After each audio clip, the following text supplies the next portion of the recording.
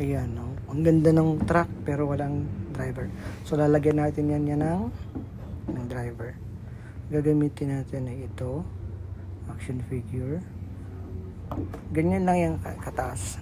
Mukha siya maliit pero kasi pagka nakaupo na siya sa loob, bagay naman siya.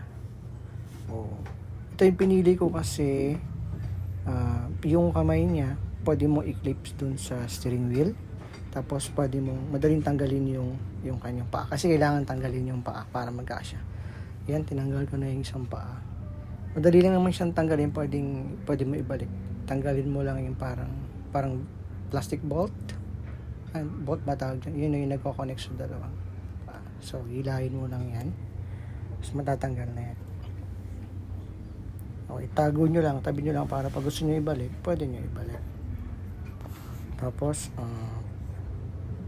position mo lang siya para i-slide mo lang siya sa loob ng bintana. Ayan, ganyan. So, yung isang kamay nakataas, yung isa naman sa baba para madali mo ipasok. Tapos, pag napwesto mo na siya, i-clip mo lang yung kamay niya doon sa steering wheel para hindi siya gagalaw. Kahit hindi mo na siya actually idikit eh. Yung iba dinidikit nila, pero ako hindi ko na dinikit. Okay naman, stable naman pag nakaklip yung kamay, hindi na siya natatanggal. So ayan, may driver na. May driver na yung ating truck. Okay, diba? Mukha siyang maganda tignan kasi pag may driver.